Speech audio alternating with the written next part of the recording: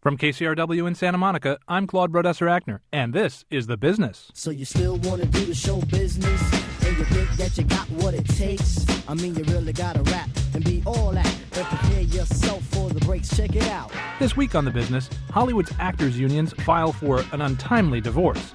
Then, what happens to a novice TV writer when she gets her own show? We talk to Caroline Williams, the creator of the ABC comedy Misguided. But first, it's the Hollywood News Caravan. Go nowhere, it's The Business from NPR.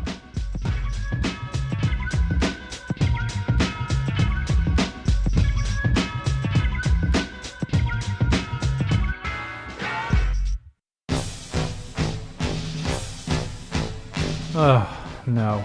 We're back to labor news. After 27 years of unhappy codependency, the two largest actors' unions, SAG and AFTRA, have decided to break up. At least when it comes to sitting down with Hollywood's producers and negotiating a new contract. Their current deal expires June 30th. We'll have more about the actors' attempts to screw up their negotiations even before they begin later in the show. Speaking of painful divorces, America's top-rated Spanish-language broadcaster, Univision, may be in agua caliente. It's facing down a $118 million lawsuit from Mexican TV programming provider Televisa. The trouble started back in 1992, when Televisa signed an agreement that gave Univision the exclusive right to air Televisa programming in the U.S. for 25 years. Since then, Univision's primetime audience has nearly tripled, and Televisa says they've been tremendously underpaid. If Univision loses the suit, 15 of its 20 hours of weekly primetime programming will evaporate, including 3 hours of telenovelas every weeknight. And Televisa shows account for 40% of Univision's ad revenue. Ay, papi! Elsewhere, Apple's Steve Jobs floated a plan last month that would have increased the cost of iPods, but would have also made music downloads effectively free. And Jobs, the most powerful man in the music business. Of course, the record labels would have had to play along with Jobs, but it appears they're taking their ball and going home. You see, last week, the top 3 record labels, Sony BMG, Universal, and Warner Music, all announced they were taking a stake in a new venture with MySpace. The new MySpace download service will be a direct competitor to iTunes, which shows just how much the labels fear and or loathe Steve Jobs. To wit, Universal has been embroiled in litigation with MySpace over copyright violations, but that suit is now expected to be settled. Remember, the enemy of my enemy is my friend.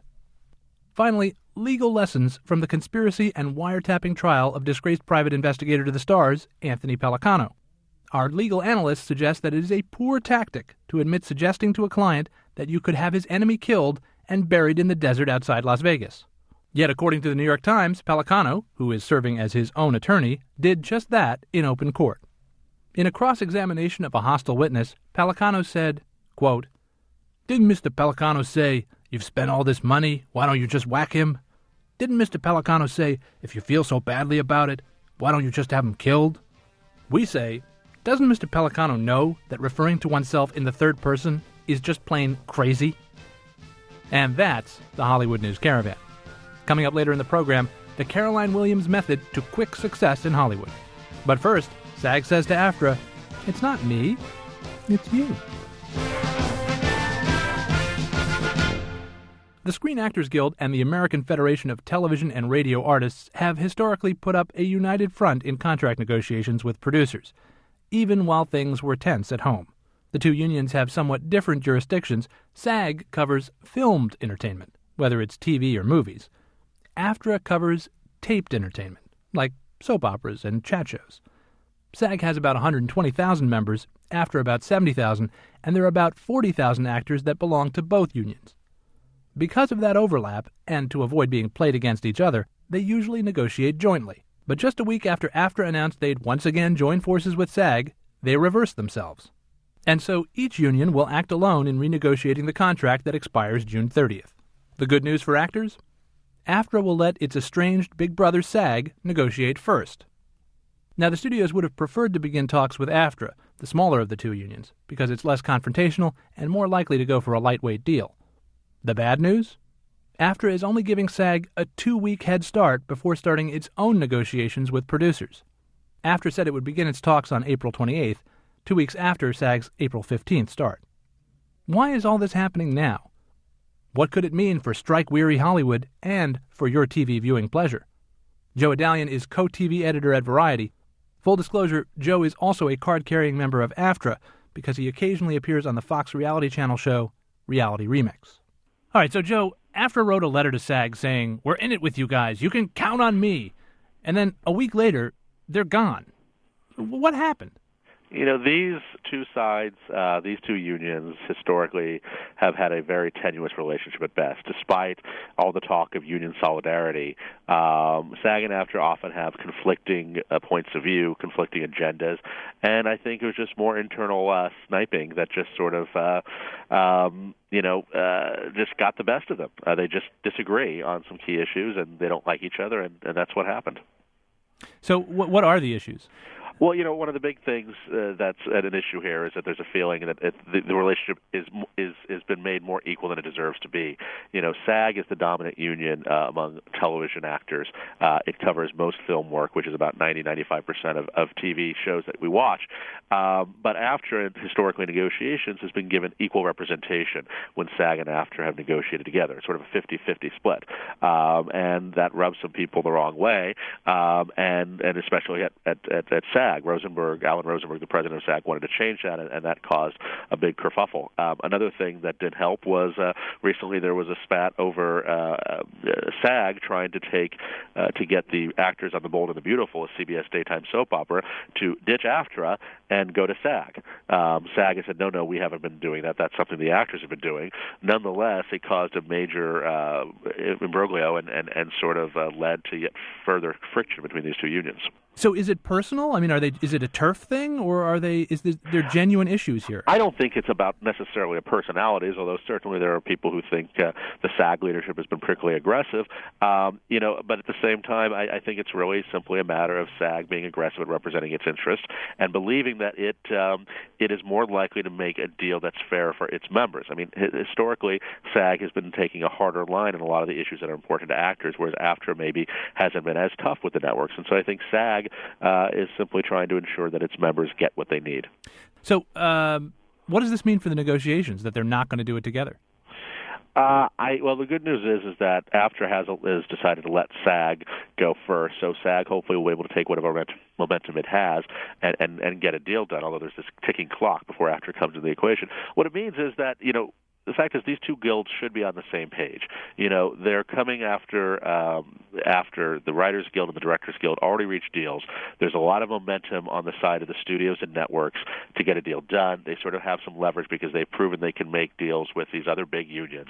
And SAG-AFTRA is coming in here without a lot of negotiating power. The fact that the two sides aren't on the same page sort of destroys whatever sort of joint leverage they might have together. It sort of makes them look as if they're not all working together. It opens up a way for the studios and networks to exploit that difference, and I think they'd be a lot stronger if they simply were on the same page. It just looks like amateur hour, quite frankly. So what happens if the producers just drag their feet for this 2-week period, and then they go make a deal with AFTRA and not SAG? It puts SAG up against the wall even more. It makes it even tougher for them to get everything that they want. That said, SAG seems to be, there's still a lot of people around town who are desperately worried about a strike. And while everyone has thought that, there's no way that SAG will go on strike, it's still a possibility. And that's one of the reasons we've seen a lot of momentum slow in Hollywood, especially on the movie side, is because there are these legitimate fears that there could be a SAG strike. Maybe that's what SAG wants. I don't know. But I certainly think that if a deal's done with AFTRA, it's clear that there's a lot less leverage for SAG. I mean, they're losing a big chunk of their membership. Note the incredulity in my voice as I ask you this next question. How could they let this happen now? They're unions. They're not. There's the discipline of. It's sort of like the difference between the Democratic and the Republican Party. Right now the Democrats have the White House in their sights. Everyone thinks there's no way that the Democrats can't win this year. But what do we see? We see the Democrats fighting with each other, beating each other up because they're messy, they're passionate, they don't care about the process. On the other hand, the Republican Party had no problem nominating John McCain, even if a lot of the people in the Republican Party don't really like John McCain. But you know what? They know how to win. Sort of the same thing here. The studios and networks are a well-oiled machine that are all about getting the most money for their shareholders. Actors unions are a little more passionate, and while it may not be the best sort of strategy, I think what you're seeing is human emotion sort of spilling over into the business world. So what does this mean for television? Like, how will this affect what we see on TV if these deals don't get done? Well, I mean, that's to say we just went through the writer's strike. I mean, once again, you'll see production halt. You'll see the fall season possibly be delayed. I mean, most people still seem to think that it's a long shot, but that's the last thing the TV industry needs now, or the film industry in particular. I mean, it could really hurt the film industry if suddenly now you have once again a halt in production. It's hard. This is sort of the nightmare scenario. No one really wants to think that it could actually happen, but it's the same sort of thing. If there's another strike, God help us all. Cheery news from Joe Adalian, co-TV editor at Variety. Joe, thanks for being on The Business. You got it, Claude. Oh, you can't scare me. I'm sticking to the union. I'm sticking to the union. I'm sticking to the union. Oh, you can't scare me. I'm sticking to the union. I'm sticking to the union. Creating a show is the holy grail of television writing. You start out as a staff writer on somebody else's show and work and work and work with the hopes that someday you'll have the respect and the relationships to pitch your own show. If you somehow manage to get the green light, you write and produce a pilot, and if you're really lucky, it gets picked up by a network. If you're even luckier still, your show makes it to syndication, and a beeping noise is heard. That's the truck backing up and unloading pallets of cash onto your front lawn. But there's lots of hard work between arriving on the Greyhound bus and having the valet park your Bentley. You must follow the well-marked road on the way to the top. And woe to any impertinent imp who dares take a shortcut. Enter impertinent imp Caroline Williams, a petite blonde from Orange County who's done just that. She got her first TV writing job, a feat in itself, then sold a spec script for a sitcom called Misguided. Against long odds, her script became a pilot, the pilot got produced, and the actual show made it to ABC. High school can be a scary place. I know that better than anyone. My name is Becky Freely, and I'm a guidance counselor. I hate my life. Come on, Russell. It can't be as bad as you think. I'm failing remedial PE. I left my inhaler on the bus, and I'm not positive, but I think I have head lice. These kids are a delight. I love them, and understandably, they love me. It's my job to make their lives easier. Caroline Williams, welcome to The Business. Thank you. Thank you very much. Explain this. Like, what is the normal ladder to creating a show? I think the normal ladder is you work on a bunch of... The thing that I didn't actually do was you work on a bunch of shows and eventually, I think, get your own show, get a development deal where you develop a show or... Give me the titles that happen along the way. First, you're what? What is the absolute lowest form of life in the writer's room? First, you're a staff writer. Then you're a story editor. There's levels of producers. And walk me through them. I'm not actually sure. You don't even know what they are. I have no idea. You cheater. I know. You big fraud. There's the guy in the blue shirt. No, there's the producer, the consulting producer, supervising producer, co-executive producer, all, I think, in somewhat order of that. And then the executive producer, who's the showrunner, sometimes the creator. Mm-hmm.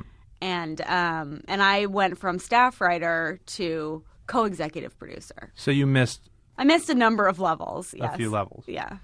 All right, so we should point out you were a writer on The Office, the NBC comedy. I was actually... I sold the show and sold the show Misguided and became a writer for The Office within weeks of each other. Which happened first? I sold the show, I think. Actually, you know what? I'm not sure. It was so close. I sold the show. I got on The Office, and there was still some question as to whether the show would go anywhere. Mm-hmm. So I was on The Office assuming that the show had sold, but it wasn't going to get made. And so it wasn't as if you were like, I'm not coming to work. Right. Yeah. No. It was pretty much the show sold, but lots of shows sell. It doesn't necessarily mean anything, you know. So how did people at The Office take the news that you had sold this pilot? Well, they knew that the pilot existed, and I think, everyone is just, you're very conservative because I think a number of people there had also sold pilots and they hadn't actually gone on to become shows. So I think there was just, they were, I think, happy for me that it had gotten picked up. It was a surprise. I think everyone... Was it a surprise because you kept it secret? No, they knew about it. It was a surprise that they pick it up. I think it's always a surprise. It's so hard to get a show picked up. I think it's so rare that it actually happens, especially with comedies. There's just not that many on the air. That the fact that they had ordered it, I think, was they were surprised. And very supportive, and I think... Outwardly supportive. Outwardly supportive, inwardly enraged. You can't imagine the vitriol that was... I hope not. I don't think so. Maybe. Maybe once I walked out the door, they all started freaking out, but not in front of me. So walk me through that timeline. Well, First of all, what year were you picking up Ben Stiller's dry cleaning? Ben Stiller's dry cleaning was 99. That was my first job out of undergrad, and I worked for a couple years. Graduated from UCLA with my master's in screenwriting in 2004 and wrote the pilot in 2005 and took it to an agent about a year maybe later, and it sold in April of 2007. And I went to work on The Office a few weeks after that. They shot the pilot in the fall of 2007, and then ABC picked up episodes in the spring of 2008.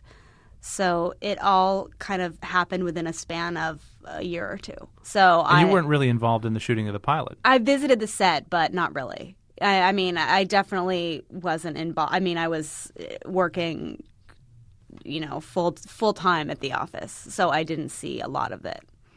That's atypical, right? Yeah, I think for creators it is very atypical. I think most people are really there for everything from the beginning, but I was so happy to be on The Office that I didn't really, even though they were shooting it, I didn't really expect it to go further than that. They shoot a lot of pilots. So I thought, they'll make a pilot, and this was a great experience. But the idea that it would someday become a show was still very much, I didn't think that would happen. Did anybody say to you, hey, they're shooting your pilot. Maybe you want to go watch, be involved, shape it? Yeah, it was more the watching.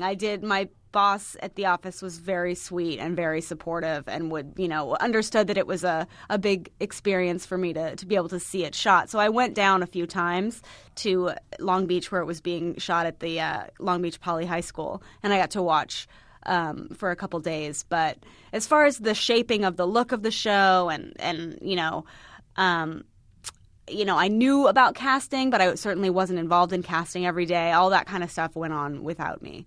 Was that the network's decision, or was it that you just didn't know even to demand to be there? Well, I think Or you didn't have the power to sort of throw your weight around and say, I'm Steven Bochco. Yeah, I didn't. Crush you like a bug. I certainly had no power, that's for sure.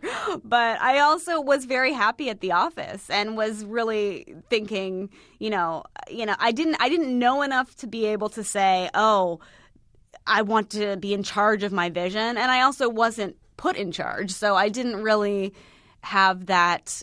I didn't know any better. And I also, I think to their credit, they knew that I wouldn't have known what I was doing had I been put in charge. So I think, it was everyone's sort of mutual agreement that I was happy on The Office, and they were respecting that I had chose that as my job, and yet they were still going to try to make the best show that they could make, which I appreciate. After a short break, more with Caroline Williams. In a rare feat of Hollywood daring-do, she got her first TV writing job and created her first series, Misguided, all pretty much at the same time. Misguided just wrapped up a 7-episode run on ABC. You're listening to The Business from NPR.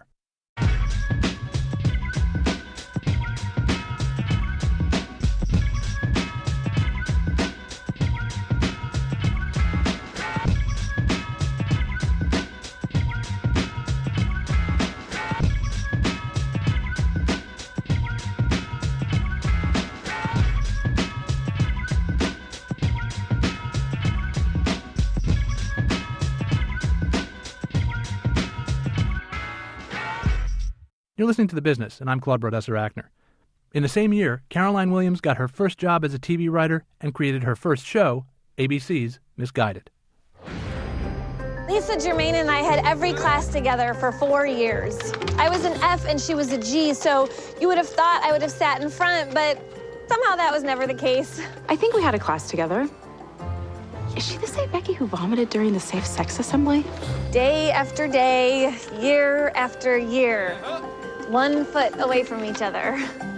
I memorized every inch of her long, shiny ponytail because I could never see over her giant head. But it was fine. She was fine. To say that it's unusual to go from a novice writer to co-executive producer of a new network television show is an understatement. And the situation created some unusual tension in the writer's room. Writing a script, obviously, as you've just pointed out, is a lot different than writing and running a show. Right.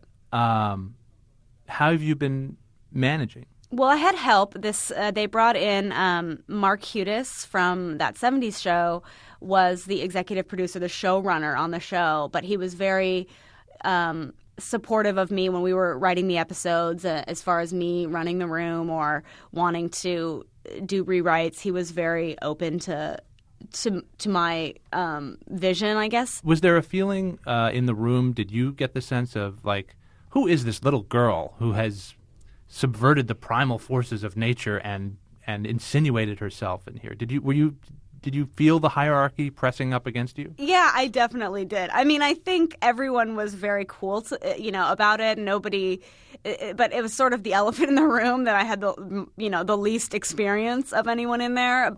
Well, that's not entirely true. Our writers' room was actually very small, but there were some very established writers there. One or two people who had Emmys. So here I am with nothing and sort of directing them as to what to do. And I'm sure for them it must have been weird. But ultimately, I think people just have this understanding that that's how the business works. One day, someone's going to be your coworker, then they're your boss, then they're your assistant. I mean, I think everything is very fluid. In a writer's room, it's not necessarily a traditional hierarchy. The person with the most experience doesn't necessarily have the most power. Things are sort of sometimes upturned. So I think people were surprised, but not entirely. It was sort of like classic Hollywood. Yeah, exactly. You can't really... I guess Hollywood is sort of... it's not always a meritocracy where the person with the most talent or the most experience isn't always at the top. So I think people are aware of that, and not that I was the least talented or the least experienced, but I think you're always aware that you're not always going to be working for somebody who's been in the business longer than you.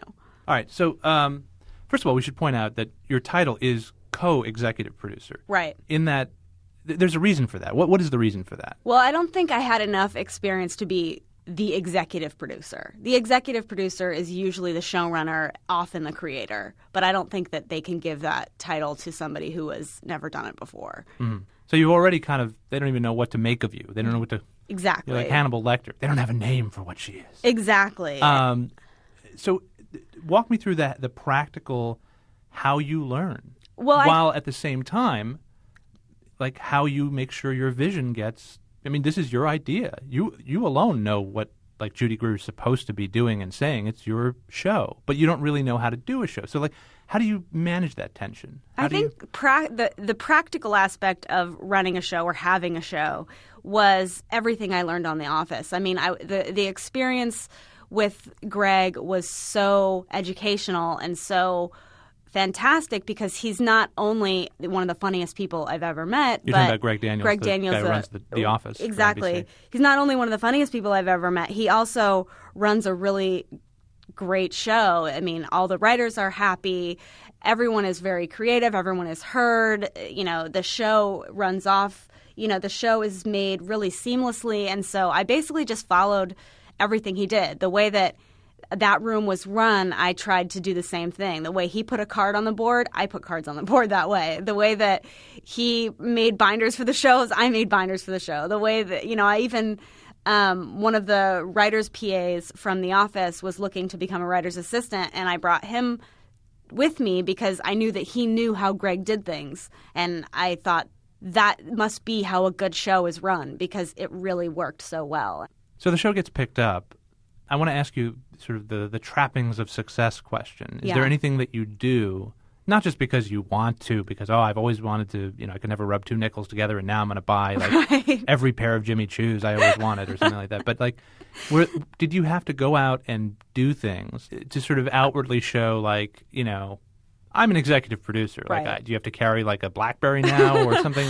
I think no matter what I do, I'm sort of a small woman. There's nothing I can do is going to make me look like I'm in charge. So I didn't even bother. I dress the same way. I carry myself the same way. There's really, if you're looking to look at me and feel like a sense of respect, it's not going to happen. There's just nothing. I think no matter what I do, I'm sort of a small woman.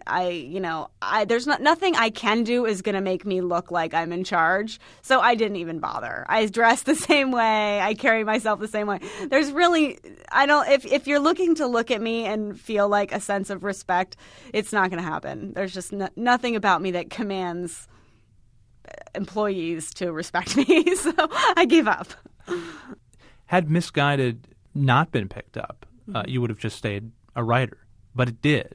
It got picked up. And that changes everything in a way for you in sort of the way you're perceived in Hollywood and what avenues are available to you. We hope it runs, longer than MASH. But if it does go away, can you really just go back to being a writer? You were quoted as saying, I guess I could go be an assistant. But you were kidding, I think, right? Yeah. But can you go back to being a writer, or do you now have... what can you do if this opportunity goes away?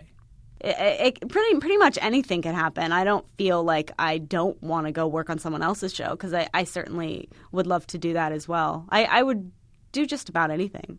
I'm hoping it gets picked up, but if it doesn't, there's definitely other shows that I would love to work on and other pilots that I want to write and things like that. So I'm just trying not to even think about it. Really? Yeah, I don't know if you asked, agents or whatever if they would want their client to go back to doing the same thing, but I definitely think, I don't want to skip ahead. I don't want to, only be co-EP on my own show forever because I haven't had a lot of experience and I don't mind going back and getting that experience. At the same time, I feel like I learned a lot. So I guess it would be kind of weird to go back and be considered the person on, the bottom of the totem pole. But I wouldn't mind doing it. I enjoyed the experience so much that I would definitely do it again. Do you think people would let you? I don't know. I think so. Frankly, there's so few jobs that, there's so many great writers I know that aren't working that it seems like if you get a writing job at all, you sort of jump at the chance just because, there's not a lot of opportunities. Caroline Williams is the creator of Misguided. It airs on ABC. Caroline, thanks for being on The Business. Thank you so much. Misguided just wrapped up a 7-episode run on ABC, and Caroline Williams is waiting to hear if they'll be picked up again. We'll let you know what happens. And that's The Business. Matt Holzman produced and edited today's program with production assistance from Ray Guarna. Our associate producer is Darby Maloney.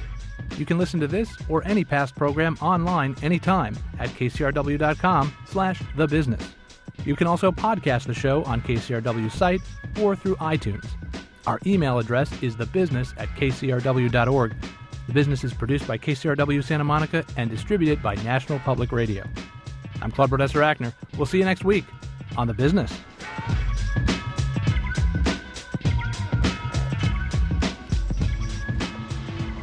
I love my job. Yeah? Why? It's like my car out there. My whole life I've wanted that car, and I never thought I would have it. And now it's mine. I can't believe I'm so lucky. Was that? It was.